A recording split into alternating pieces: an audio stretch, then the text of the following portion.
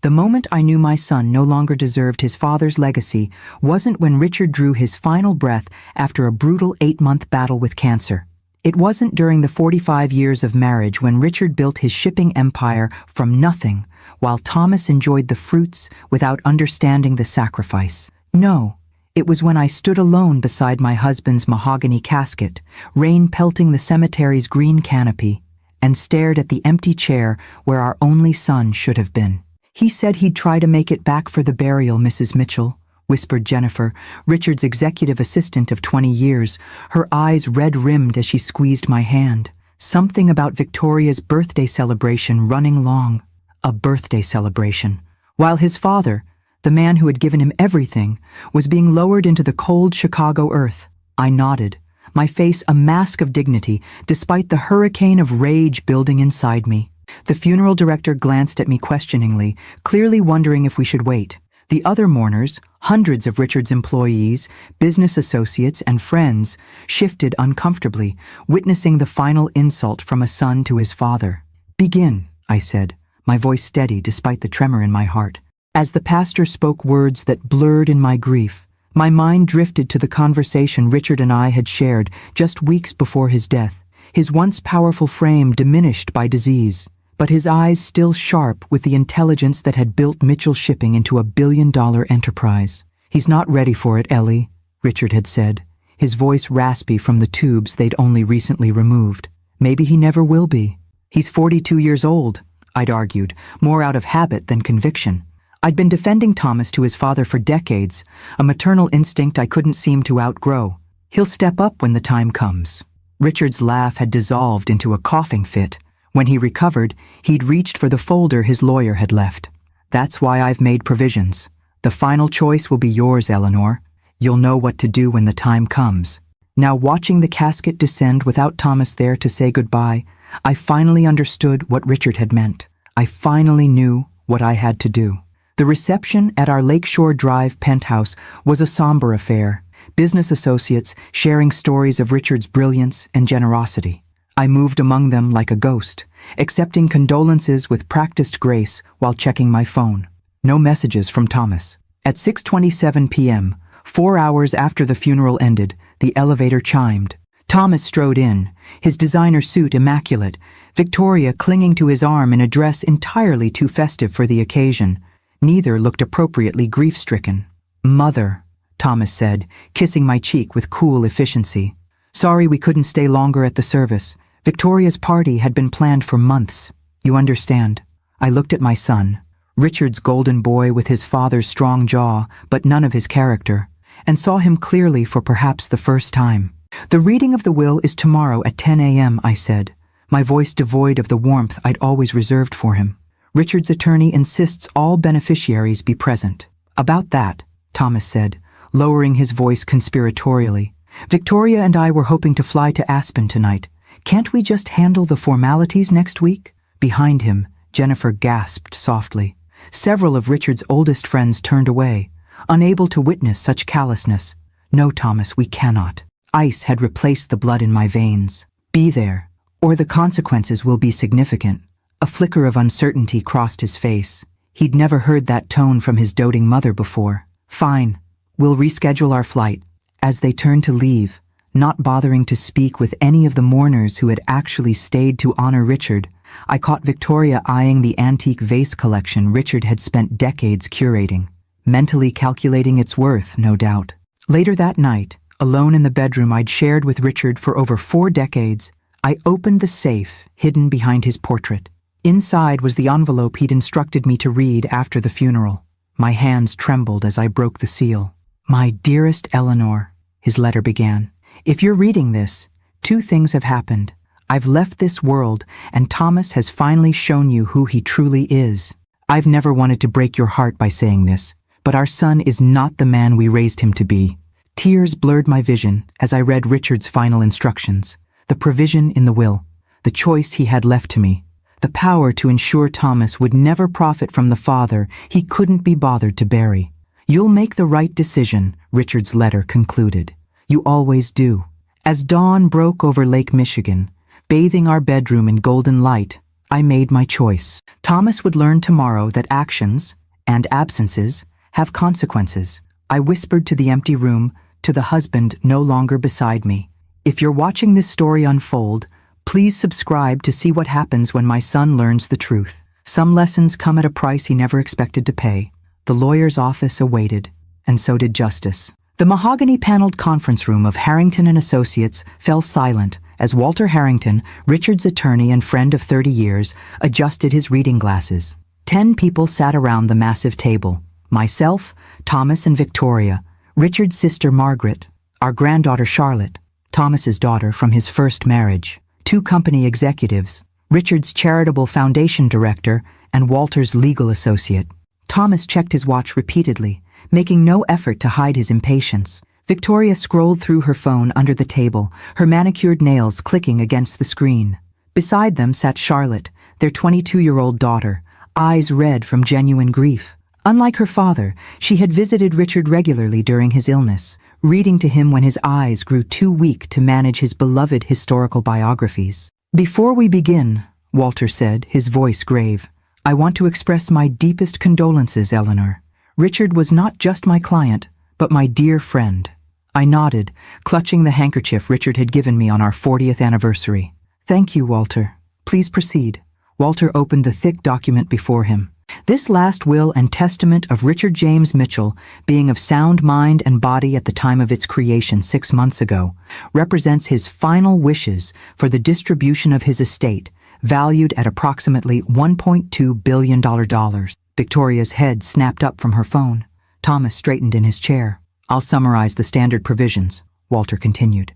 "The Lakeshore Drive penthouse and summer home in Door County are bequeathed to Eleanor Mitchell, along with all personal effects and an immediate cash transfer of $50 million. Thomas nodded impatiently. This was expected. Mitchell Shipping Company voting shares are to be distributed as follows. Walter paused, glancing at me briefly before continuing. To Thomas Mitchell, son of the deceased. Thomas leaned forward eagerly. Conditional upon the moral character clause on page 27, section B. What moral character clause? Thomas interrupted, frowning. Walter flipped pages methodically. The clause reads as follows. The bequest to my son Thomas is conditional upon my wife Eleanor's sole discretion regarding his conduct during my final days and funeral arrangements. Should Eleanor deem his behavior disrespectful, negligent, or inappropriate, she may invoke this clause to redirect his inheritance as outlined in Alternative Distribution Plan C. The blood drained from Thomas's face. That can't be legal. I assure you it is, Walter replied calmly. Your father had it vetted by 3 separate legal teams. The courts have consistently upheld moral character clauses when clearly defined, as this one is. Victoria grabbed Thomas's arm. What does this mean? Walter looked to me. Mrs. Mitchell, do you wish to invoke the moral character clause? All eyes turned to me. In that moment, I saw 42 years of excusing Thomas's behavior flash before me. The missed family holidays, the disrespect toward his father, the gradual prioritizing of Victoria's extravagant wants over family needs, and finally, the empty chair at Richard's funeral while Thomas attended a birthday party. Yes, I said, my voice unwavering. I invoke the clause. Thomas leaped to his feet. Mother, you can't be serious. You left your father's funeral to attend a party, Thomas, I said quietly.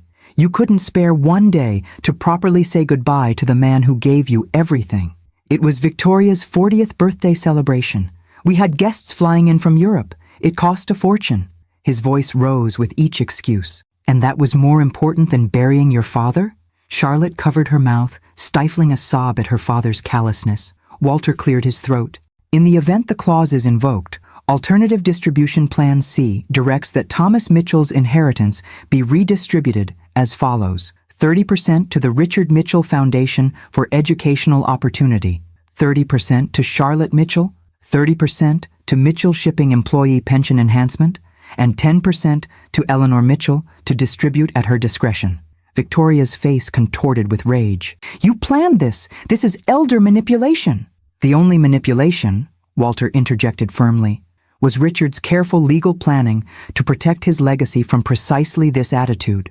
Thomas slumped back into his chair, shell-shocked. So, I get nothing? 40 years as his son and I get nothing?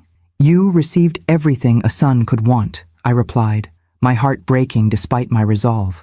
A father who loved you, who built something for you, who wanted nothing more than your respect in return. This is ridiculous, Thomas sputtered. I'll contest it. I'll fight this in court. You're welcome to try, Walter said. But Richard anticipated that response. The will includes a no contest clause. Any beneficiary who challenges the will forfeits even the minimal provisions granted elsewhere. What minimal provisions? Thomas demanded. Walter turned a page. Your father left you his first desk, the folding card table where he wrote his business plan, and his collection of books on business ethics. In any other circumstance, the irony might have been comical. Now, it just felt tragic. Victoria stood abruptly. We're leaving. Thomas, call Jensen. We need a lawyer who'll actually fight for us. She stormed out, not bothering to close the door behind her. Thomas followed, pausing at the threshold to look back at me. I'll never forgive you for this, Mother, he said, his voice cold with fury. After they left, Walter continued reading the remaining provisions. Charlotte would receive her portion in a structured trust. The charitable foundation would focus on scholarships for underprivileged youth. The employee pension enhancements would ensure security for those who had helped build Richard's dream. When the reading concluded and others filed out, Charlotte stayed behind, moving to sit beside me. Grandma, she whispered, taking my hand. I'm so sorry about Dad. Grandpa deserved better. I squeezed her fingers. Your grandfather loved you very much, Charlotte. He saw in you what he had hoped to see in your father. As we left the office together, I felt both heartbroken and resolute. Richard had given me the power to make this choice, knowing the pain it would cause me. But he'd also known I would choose rightly, no matter how difficult. I paused in the lobby, a strange compulsion coming over me once again. If you're following this story, I said softly, please subscribe to see what happens next. The battle for Richard's legacy has only just begun, and Thomas won't surrender a $1 billion inheritance without a fight. Charlotte gave me a curious look. Grandma? Who are you talking to? I smiled sadly. Just an old woman's habit, dear. Sometimes I imagine sharing our family's story might help others make better choices than we did. The week following the will reading unfolded like a carefully orchestrated war. Thomas launched his offensive immediately, calling me 17 times the first day alone. I let each call go to voicemail, listening later as his messages evolved from rage. How could you do this to your own son? To bargaining. We can work something out, Mother. To thinly veiled threats. You won't like what happens if you don't fix this. Victoria's approach was more direct. She appeared at my penthouse unannounced, the doorman apologetically explaining she'd claimed a family emergency. I found her in the living room, examining Richard's antique watch collection with undisguised avarice. Victoria, I said, remaining in the doorway, this isn't a good time. It's never a good time to discover you've been disinherited, is it? She replied, setting down a platinum pocket watch worth more than most cars. Eleanor, we both know this situation can be resolved easily. I raised an eyebrow. Do we? You're upset about the funeral, I understand. Her practiced sympathy felt like oil on water. Thomas should have stayed longer. I take full responsibility. It was my party, after all. The party you couldn't postpone despite your father-in-law's death. She waved dismissively. Richard was already gone. The funeral was just formality. In that moment, I saw exactly what Richard had seen years ago when he first met Victoria, the calculating ambition behind the polished exterior. My son had chosen his partner poorly, but that had been his choice to make. Victoria, the will reflects Richard's wishes, not mine. I simply honored them. Her facade cracked. This is absurd. Thomas is his only son. Being a son is more than biology, I replied. It's presence, respect, love, things Thomas withheld even as Richard was dying. Victoria's eyes narrowed. We can contest this, drag it through courts for years. Is that what you want for Richard's legacy? Public spectacle? Family laundry aired for everyone to see? If that's the path Thomas chooses, so be it. She reached for her handbag, a $30,000 Hermes that Richard had given her last Christmas. You'll regret this, Eleanor. Thomas isn't the only one who can make difficult choices. After she left, I sank into Richard's favorite chair, exhaustion washing over me. Our penthouse, once filled with Richard's booming laugh and endless energy, felt cavernous in his absence. I picked up the framed photo from his desk, Thomas at age 10, sitting proudly on the bow of Richard's first commercial vessel, father and son beaming in matching captain's hats. "Where did we lose him, Richard?" I whispered to the empty room. The next morning brought another surprise visitor. Charlotte stood at my door, clutching a box of my favorite pastries, her expression a mix of determination and anxiety. "Grandma, I hope it's okay that I came. Dad's been difficult since the will reading." I ushered her inside. "You're always welcome here, sweetheart." Over tea, she revealed the chaos erupting at Thomas and Victoria's home. They're talking about selling the house, their art collection, even Mom's old jewelry that was supposed to be mine someday. Victoria keeps saying they're suddenly cash poor because of you. I shook my head sadly. Your father makes $1.2 million annually as regional director for Mitchell Shipping. That position remains his. Richard never wanted to leave him destitute, only to ensure the company legacy was protected. They don't see it that way, Charlotte sighed. They're meeting with lawyers, talking about undue influence and your cognitive state. Victoria suggested you were too grief-stricken to make rational decisions. The irony wasn't lost on me. And what do you think, Charlotte? Her eyes, so like Richard's, met mine steadily. I think Grandpa knew exactly what he was doing, and so do you. That afternoon, Walter called to inform me that Thomas had indeed filed preliminary paperwork contesting the will. He's claiming you're emotionally compromised by grief and that Richard was under medication that affected his judgment when the will was updated. Both expected, I replied. What's your assessment? Their case is weak. We have video of Richard explaining his reasoning, medical certificates of competency, and multiple witnesses, but litigation is always unpredictable and expensive. Richard left me well prepared for this fight, I assured him. The following days brought another development. Mitchell Shipping employees, from dock workers to executives, began sending cards, stopping by with food, calling to offer support. They'd heard rumors of Thomas's challenge and wanted me to know they stood with Richard's vision. Your husband saved my family when he kept paying my salary during my cancer treatment, said Marco, a 30-year shipping manager. We never forgot that kind of leadership. It was during this outpouring that I discovered Richard's final gift to me. His executive assistant, Jennifer, delivered a sealed envelope that Richard had instructed her to hold until Eleanor needs to remember why she's fighting. Inside was a letter and a small key. The letter read simply, "For when Thomas forces your hand, Storage Unit 447, all my love, always." The storage facility was climate-controlled, used primarily for Richard's overflow business archives. Unit 447 contained a single item, a video camera connected to a television. A post-it note on the screen read, "Press play."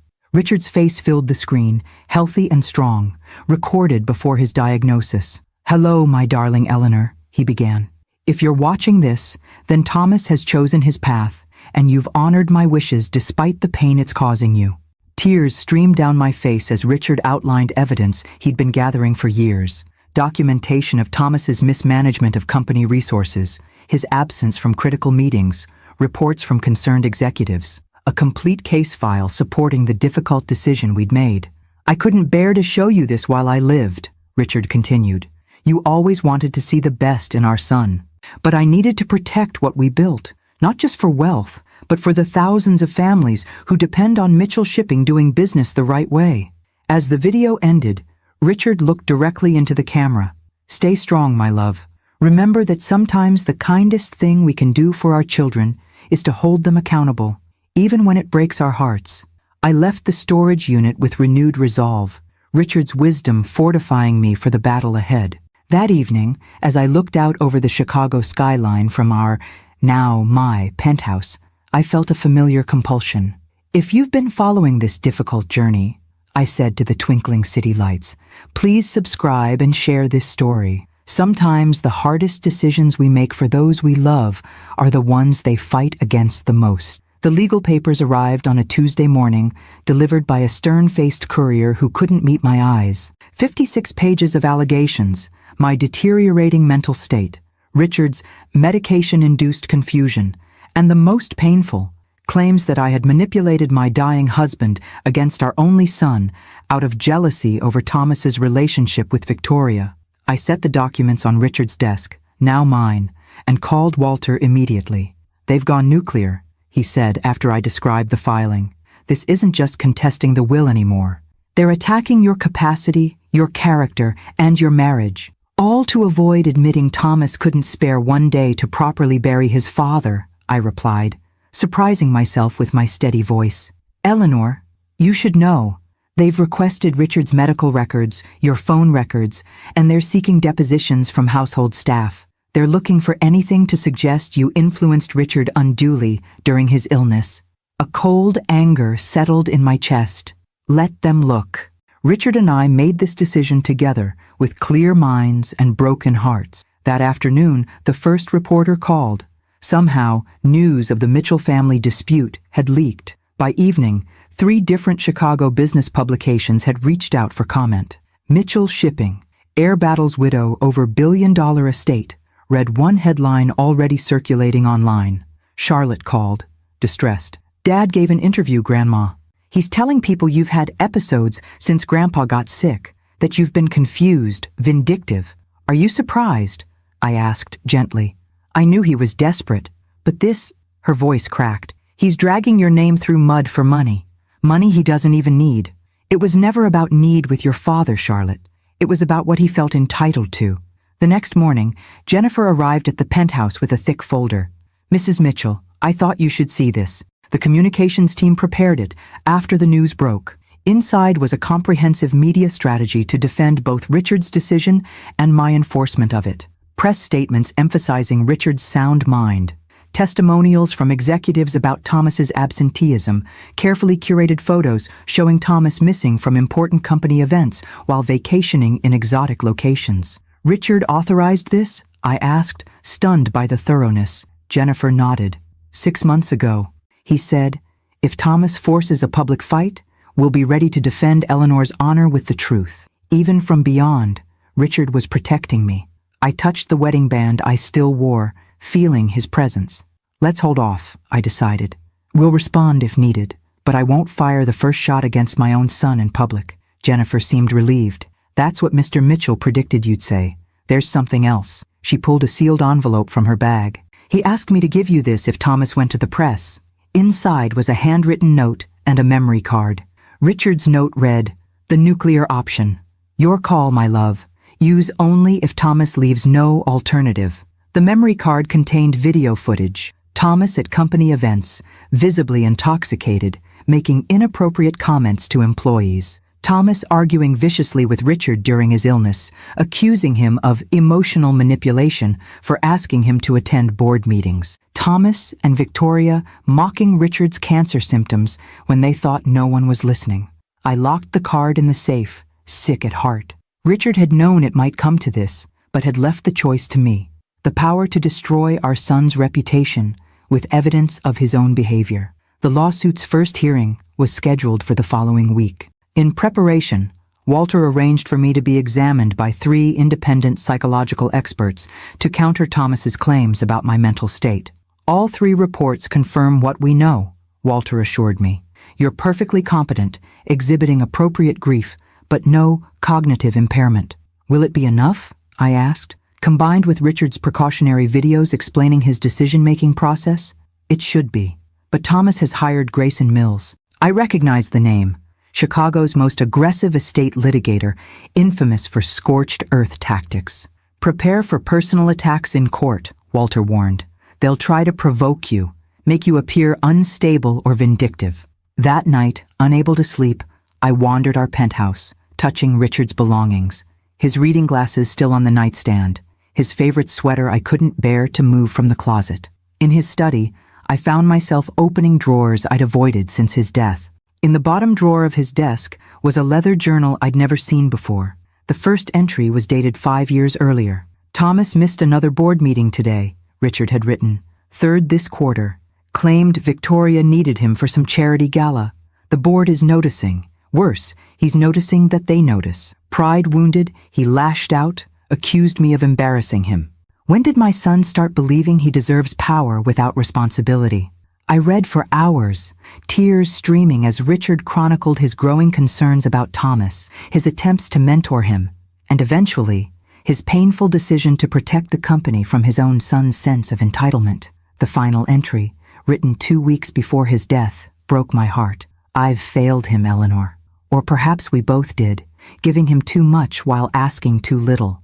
The hardest part of dying isn't leaving the company, or even leaving you, my love. It's knowing I won't be here to help Thomas become the man he could still be. That burden now falls to you, and it's heavier than any I've asked you to bear. The next morning, I called Charlotte. I need you to deliver a message to your father. Tell him I'm willing to meet, just the two of us. No lawyers, no Victoria. Do you think he'll come? She asked, doubtfully. Tell him it's about a potential settlement, I replied. He'll come. 2 days later, Thomas arrived at the penthouse, dressed impeccably but with new lines etching his face. Mother, he said stiffly, declining my offer of coffee. Charlotte said you wanted to discuss terms. I wanted to give you one chance to withdraw your lawsuit before things get uglier, I said simply. He laughed bitterly. Withdraw? You've stolen my birthright. Your father made a choice, Thomas. I honored it. Because I missed part of a funeral? He exploded. One day's mistake cost me $1 billion? I shook my head sadly. It wasn't one day. It was years of days. Moments when your father needed his son and found a stranger instead. Convenient interpretation after he's gone, Thomas sneered. He never complained to me. He tried, Thomas. For years he tried. His expression hardened. Well, now it's up to the courts, and they don't rule based on missed father-son moments. As he turned to leave, I called after him. Thomas, I have videos. Richard documented everything. Your behavior at company events, your comments about his illness, everything. He froze, color draining from his face. You're bluffing. Your father was a meticulous man. You know that. For a moment, uncertainty flickered in his eyes, the first crack in his righteousness. Then, his jaw set. Release whatever you want. Victoria and I have already given interviews about your fragile mental state. Who do you think people will believe? The grieving, confused widow or the son fighting for his legacy? After he left, I sat alone in the growing darkness, Richard's journal clutched to my chest. The battle lines were drawn. My son had chosen scorched earth over reconciliation. For those following this painful journey, I whispered to the silent room, don't forget to subscribe.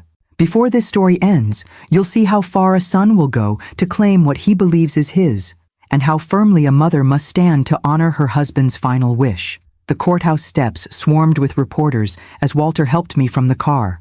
Camera flashes erupted like lightning, voices calling out questions that blurred together in cacophony. Mrs. Mitchell, did you manipulate your husband's will? Is it true your son was excluded for missing the funeral? Are you suffering from dementia, as your son claims? Walter guided me through the gauntlet, his arms steady around my shoulders.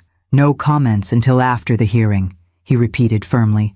Inside, the courtroom was already packed. Journalists, curious lawyers, and a surprising number of Mitchell Shipping employees. In the front row sat Charlotte, who'd texted earlier that she would attend despite her father's fury. When our eyes met, she gave me a small, brave smile. Thomas and Victoria entered from the side door with their attorney, Grayson Mills, a razor-thin man with cold eyes and a reputation for destroying witnesses. Thomas was impeccably dressed in a conservative suit that reminded me painfully of Richard, while Victoria wore widow-like black, a calculated visual statement. Judge Patricia Winters, a veteran of the probate court with silver hair and piercing eyes, called the hearing to order precisely at 9 a.m. This is a preliminary hearing regarding the Mitchell estate, she began. I've reviewed the filings from both parties. Mr. Mills, as the petitioner's counsel, you may begin. Mills approached the bench with practiced gravity. Your Honor, this case centers on a grievous injustice. Thomas Mitchell, the only son of the deceased Richard Mitchell, has been effectively disinherited through the manipulation of a moral character clause, a clause inserted during Richard Mitchell's final illness when he was heavily medicated and susceptible to influence. He gestured dramatically toward me. Mrs. Eleanor Mitchell, driven by personal grievances and declining cognitive function, convinced her dying husband to create this punitive measure, then wielded it vindictively when her son missed portions of the funeral to attend a long-planned family event. The characterization was so false that I almost laughed aloud. Walter squeezed my hand in warning.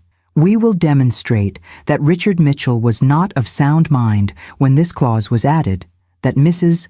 Mitchell exhibited controlling behaviors throughout his illness, and that the disinheritance represents a gross deviation from Richard Mitchell's previously expressed wishes for his son to lead his company. Judge Winters nodded without expression. Mr. Harrington? Walter rose, the picture of dignified restraint next to Mill's theatrical presentation. Your Honor, Richard Mitchell was a meticulous businessman who built a billion-dollar company through careful planning and clear-eyed assessment of people's capabilities. That same methodical approach extended to his estate planning. He gestured to the thick binders before the judge. The documentation we've provided demonstrates 3 critical facts. First, Richard Mitchell was certified mentally competent by multiple physicians throughout his illness, including the day the moral clause was added. Second, the clause itself was not a last-minute addition, but consistent with Richard's long-standing concerns about his son's commitment to the company and its values. And third, Mrs. Mitchell's invocation of the clause was not capricious, but the culmination of years of troubling behavior by Thomas Mitchell, behavior that reached its nadir when he chose to attend his wife's birthday celebration rather than fully participate in his father's funeral. Walter paused, then added quietly, "This case isn't about a mother's vindictiveness. It's about a father's right to ensure his life's work continues in capable, committed hands." For the next 2 hours, both sides presented preliminary arguments and evidence. Mills introduced affidavits from Thomas and Victoria's social circle, claiming I had seemed confused and irrationally angry at Thomas during Richard's illness. Walter countered with medical reports confirming my cognitive health and Richard's competency. The most dramatic moment came when Mills played a video deposition from Thomas and Victoria's household chef, who claimed to have overheard me telling Richard that, "Thomas doesn't deserve anything you built." Walter immediately stood. "Your Honor, context is critical here. We have the complete recording of that conversation." With the judge's permission, Walter played Richard's own recording of that day, showing that my comment came after Thomas had failed to visit his father despite being in town, sending Victoria instead with the excuse that he had more important meetings. The full quote was, "Thomas doesn't deserve anything you built if he can't even visit you when you're dying. It breaks my heart to say it, Richard, but it's true." Richard's voice, weak but determined, had responded, "I know, Ellie. I've known for years. I just didn't want to admit it." A murmur ran through the courtroom. Thomas's face flushed crimson. Near the hearing's conclusion, Judge Winters addressed both parties directly. "This case clearly involves complex family dynamics beyond legal considerations. Before we proceed to full litigation, I'm ordering both parties to mediation. Mrs. Mitchell, Mr. Mitchell, this is an opportunity to resolve these matters privately before more damage is done to your family and to Mr. Mitchell's business legacy." As we gathered our belongings after adjournment, I noticed Charlotte approaching Thomas, speaking intensely. He shook his head repeatedly, Victoria pulling at his arm while glaring at Charlotte.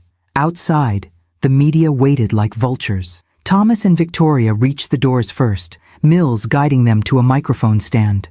"Today's hearing was just the beginning," Thomas announced to the cameras. "We're confident the court will recognize that my father's true wishes are being subverted. No son should be disinherited for missing part of a funeral due to prior family commitments." When my turn came, Walter advised a simple, "no comment," but something in me rebelled against Thomas's sanitized version of events. "I have only one statement," I said, my voice stronger than I expected. "This case isn't about a missed funeral.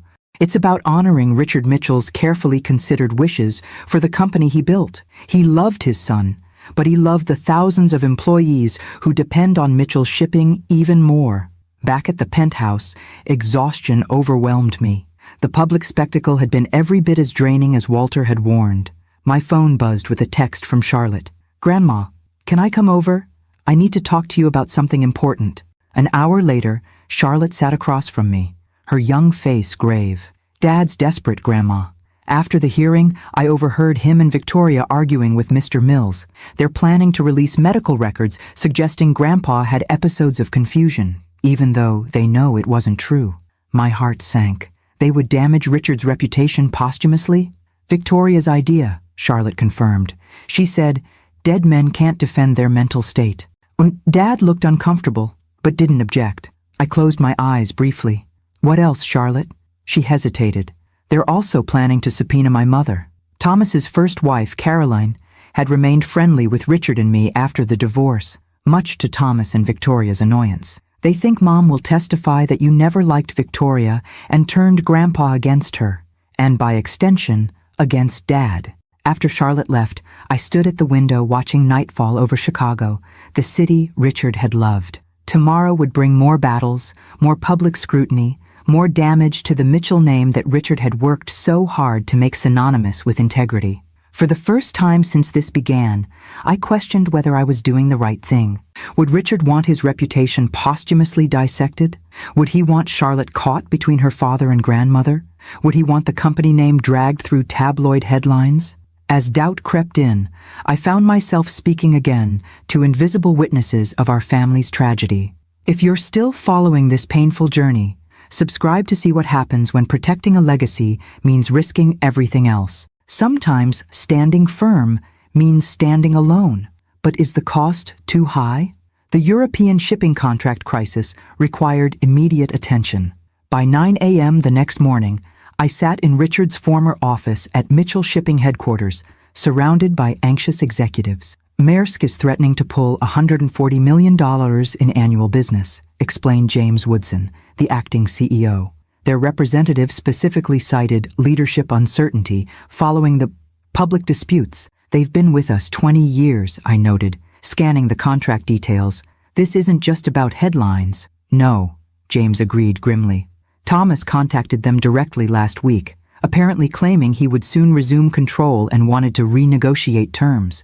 They were confused by the competing messages. My hands tightened around my coffee cup. He deliberately undermined the company's stability. It appears so.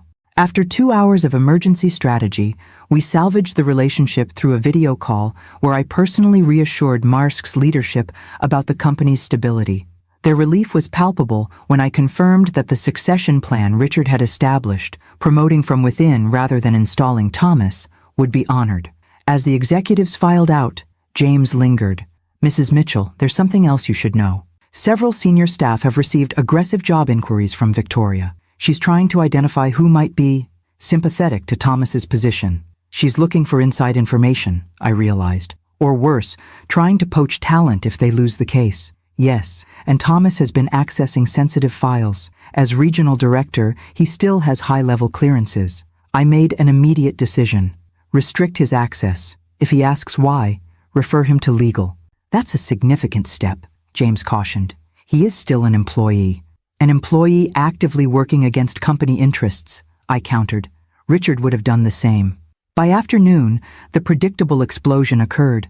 Thomas stormed into the headquarters lobby, demanding to see me.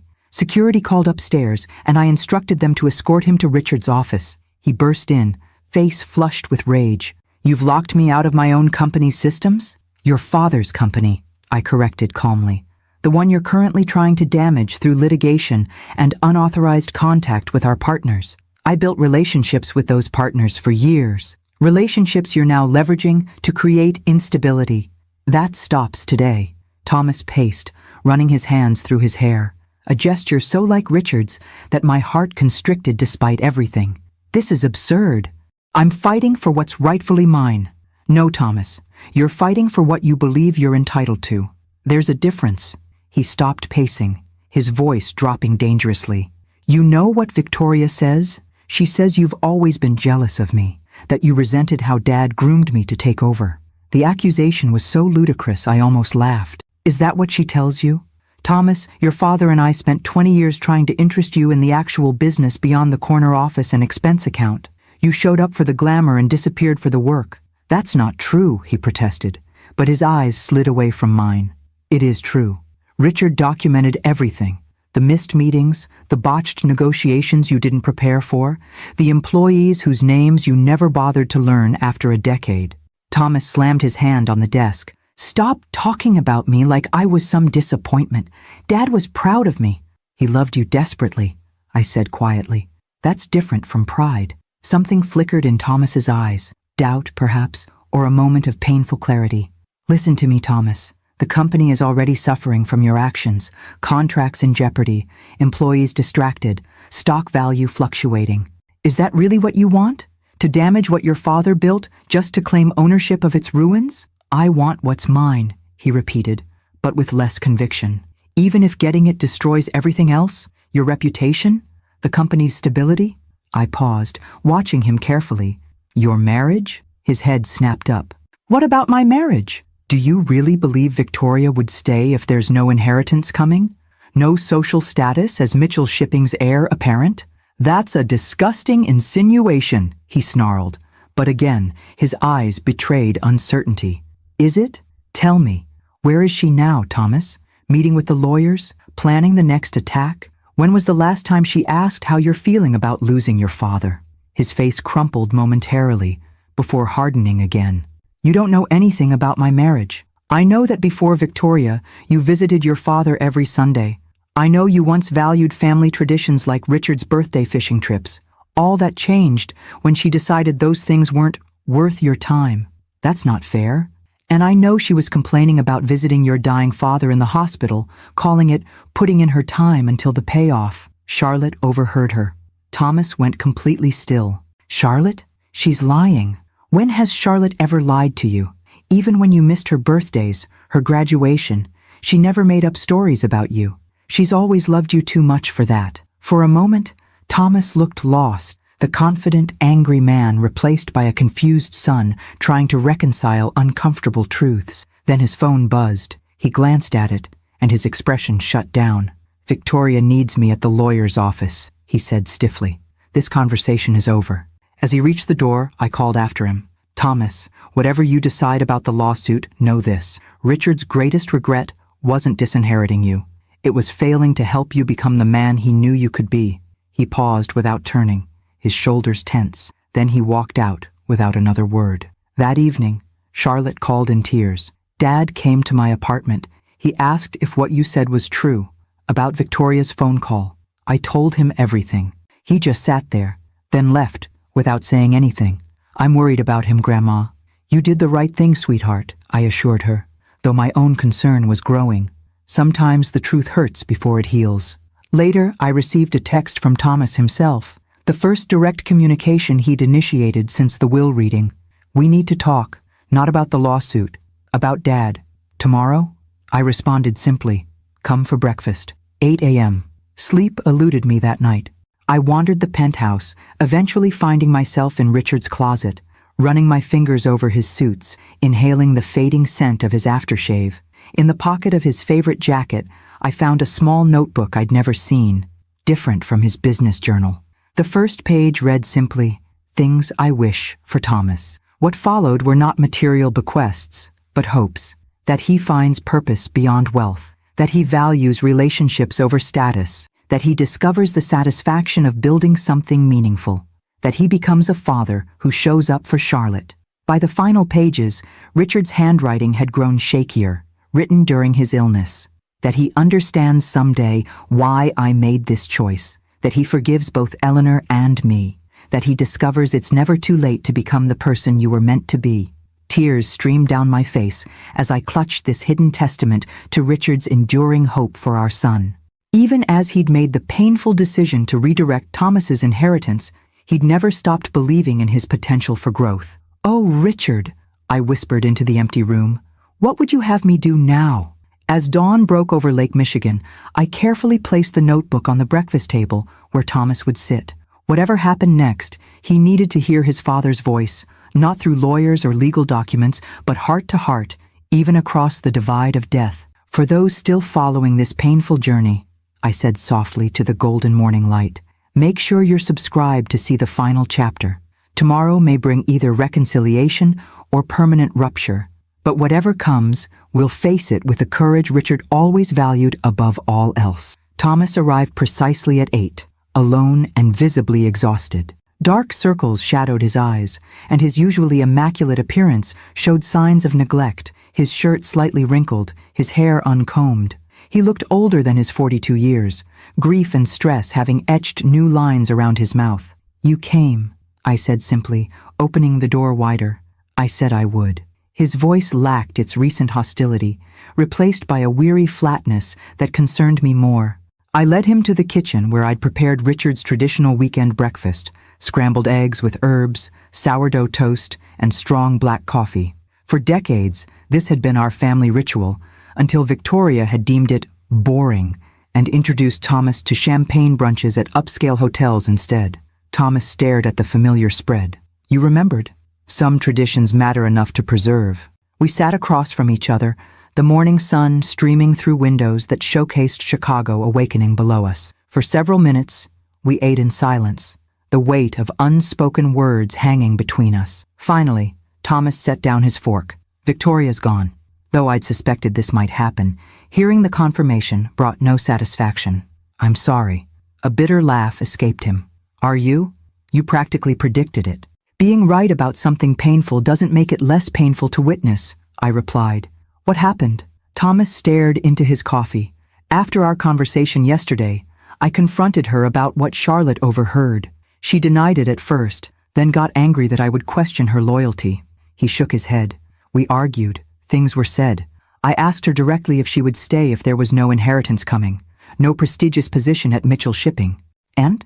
She packed 3 suitcases, took her jewelry, including Mom's tennis bracelet you gave me for her last birthday, and said she didn't sign up for this humiliation. His voice cracked slightly. 12 years of marriage, and she was gone within an hour. I reached across the table, covering his hand with mine, our first physical contact since the funeral.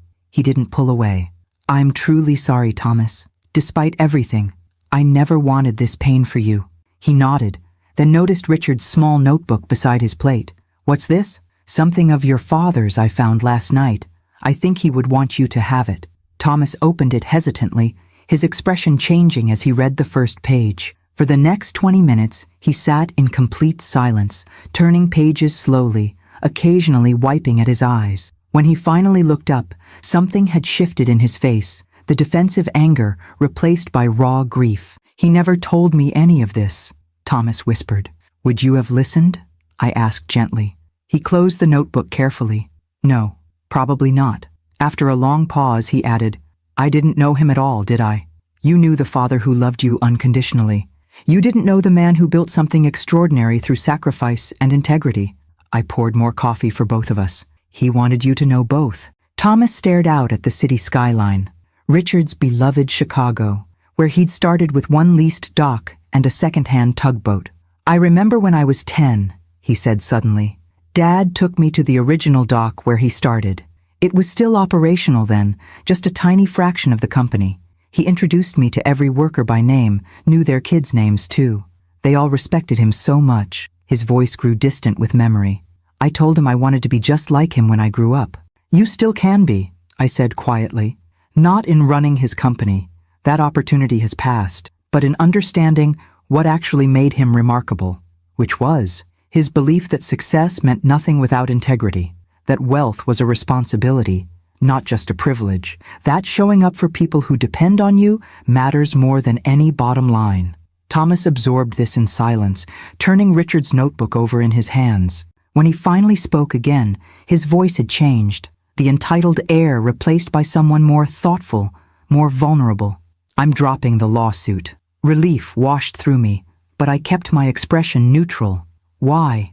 Because Dad was right. Thomas met my eyes directly. I haven't earned it, and fighting you through the courts won't change that fact. What about your lawyers? Victoria? Victoria's gone. As for Mills, he can bill me for services rendered and then terminate our relationship. Thomas straightened his shoulders. I'll handle it today. We moved to the living room, where photos of our family through the years lined the bookshelves. Thomas stopped before a picture of himself at 16, standing proudly beside Richard on the deck of the company's flagship vessel. I had so many chances, he said softly. He kept giving me opportunities to step up, to learn, to grow. I squandered all of them. Not all, I corrected. You're here now, making a difficult but right decision. That counts for something. What happens next? He asked, turning to me. With the company? With us? The company will continue as Richard planned, managed by people who share his values and vision. As for us, I chose my words carefully. That depends on what you want, Thomas. I don't know what I want anymore, he admitted. Everything I thought mattered. The money, the status, Victoria, it's all gone or going. I'm 42 years old and I have to start over. Perhaps that's exactly what you need. He nodded slowly. Maybe so. As Thomas prepared to leave, he paused at the door. There's one more thing. I want to apologize to Charlotte. I've been a terrible father to her. It's never too late to change that, I said, thinking of Richard's final wish in his notebook. Would you? Thomas hesitated, showing a humility I'd rarely seen. Would you be there when I talk to her?